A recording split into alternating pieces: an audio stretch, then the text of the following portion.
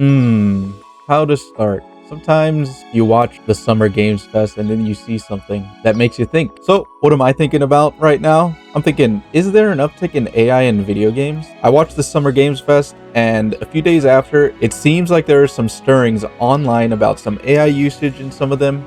Tomb Raider Legacy of Atlantis has an AI disclosure on Steam, stating in what capacity they use AI in the game as follows. AI-assisted tools were used during development to support some early exploration and temporary development content. Any AI-assisted assets were either replaced or refined by humans in order to maintain the creativity and artistic vision of the development team. That's one. Another game having some talks around AI involvement is the Stellar Blade sequel, Stellar Blade Blood Rain. It looks like some of the text is AI generated and there is some weird stuff going on in the trailer. The Shift Up CEO has advocated for AI generated content in games before, so this isn't out of the ordinary. Stellar Blade has another controversy running in parallel with people saying that the main character looks very young. I can see where they're coming from, but I don't really want to get into this on this video. I might make another video about this maybe sometime in the future, or maybe not. I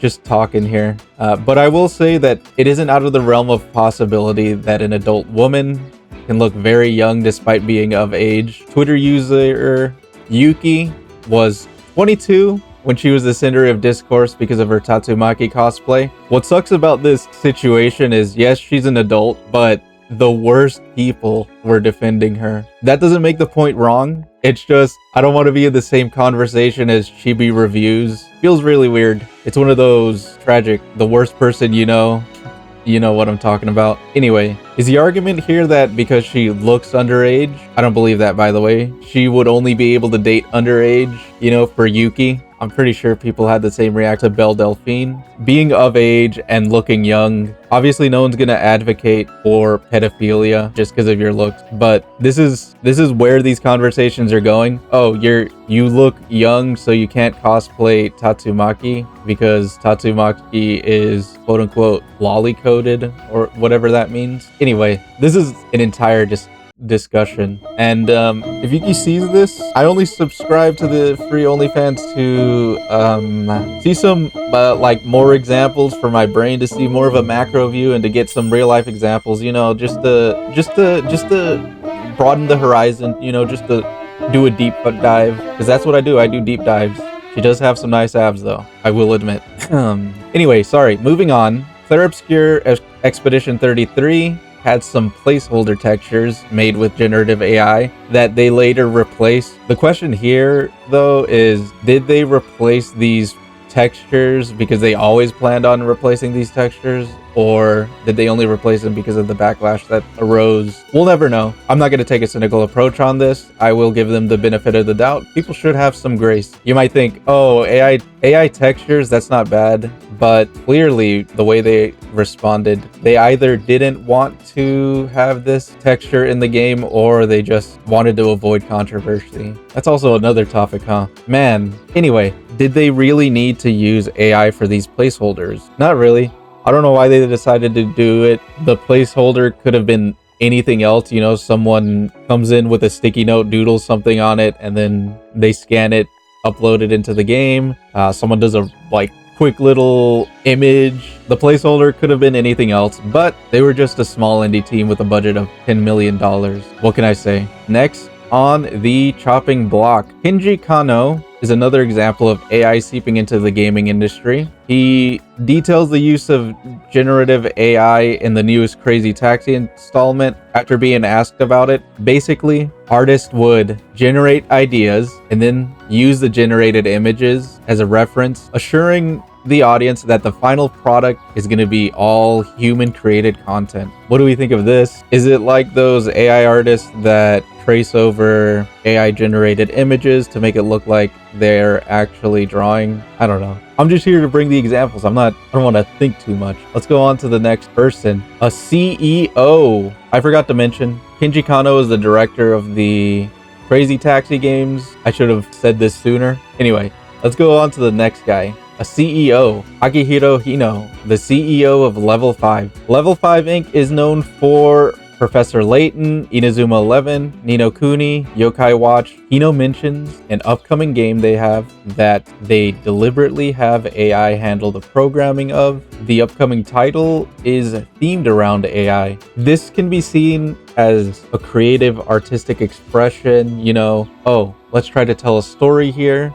AI making games. Why don't we use AI to have some sort of creative breakthrough? I think this falls flat because there are examples of media taking a look at AI without supporting it. One example is in Pragmata. The New York stage was made by human developers to look AI generated. The area was meant to look like New York, but clearly not be New York. Level 5 doesn't want to put this level of effort, as they've demonstrated. They also demonstrated how they used Stable Diffusion to generate draft layouts, and the illustrators that they pay, hopefully they pay well, use that as a reference. They even go as far as using ChatGPT to propose characters. Interesting stuff. Yokai Watch was an interesting series as a concept, but seeing where level 5 took it, it's a little disappointing. For me, that is. Anyway, this isn't about level 5, so I'll leave it at that. Let me go for another instance of AI in video games. Dun dun dun dun dun dun dun dun dun. James Earl Jones gave his voice to Disney, and it is being used to train AI after his death in 2024. Rest in peace, James Earl Jones. This led to the 2024 collab between Epic Games and Disney. They have his voice used in-game. Players can talk in real time with Darth Vader. Is this a fun concept to people? Probably. It would be really cool. Like, some people go to voice actor meet and greets at anime cons or cons in general, and they ask the voice actor to read certain lines, and that's an enjoyable experience. This is a bit of an offshoot of that because James Earl Jones passed away, so we don't have him anymore to be able to do something like that. And I don't know, I'm a little uncomfortable. I believe the dead should be left to rest. They lived their lives and they don't have to do anything anymore. Anyway, this digital necromancy doesn't sit right with me in this particular use, seeing that I appreciate how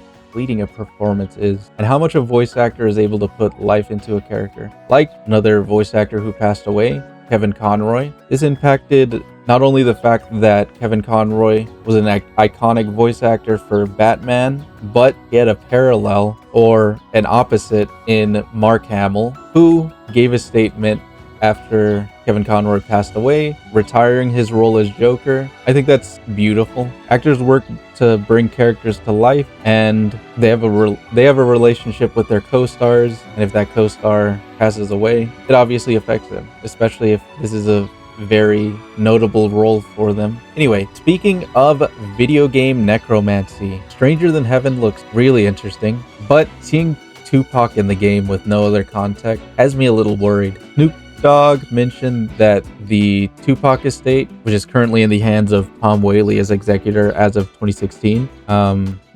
Snoop Dogg mentioned that this was done with consideration from the Tupac estate, but something about the Tupac estate. 2022, Tupac's sister, Sekiwa Shakur, also known as Set, filed a lawsuit against Tom Whaley, alleging that he was embezzling millions and violating his role as executor. I'm not sure on the status of this case, so I will leave it at that. I hope that Tupac isn't being brought back to life through AI, and if that is the case, it would sour my taste for Stranger Than Heaven, which I was looking forward to.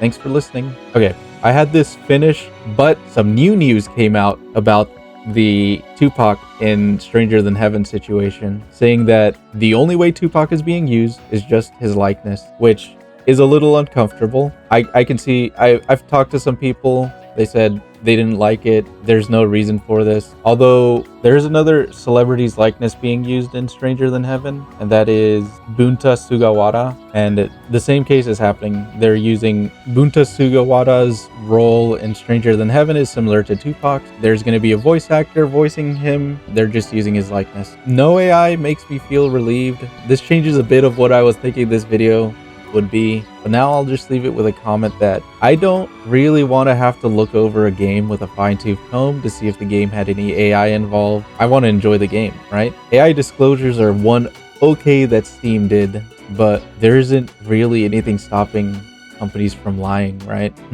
Thinking about all that, I want to leave more hope than fear. The Fable reboot has more than 1,000 NPCs that players can interact with. During a group Q&A, Playground stated that no generation was involved in the NPCs when asked if the studio used the text-to-speech AI system like in Arc Raiders. That's a bit of an L for Arc Raiders. Arc Raiders, you can say, oh, we just don't want to bring in the voice actors, so we'll just use AI to fill in supplementary material as we update and expand the game, which that's more of a dig at games as a service, which sucks. I don't like games as a service. I only play one gacha game, and that's Battle Cat. Okay, maybe two. I do play some PvZ heroes. Okay, Master Duel too. Anyway, this isn't about that. I hope your tomorrow has more water than AI. Thanks for listening. Remember, dream big, dream safe, good luck, and I will see you when I see you.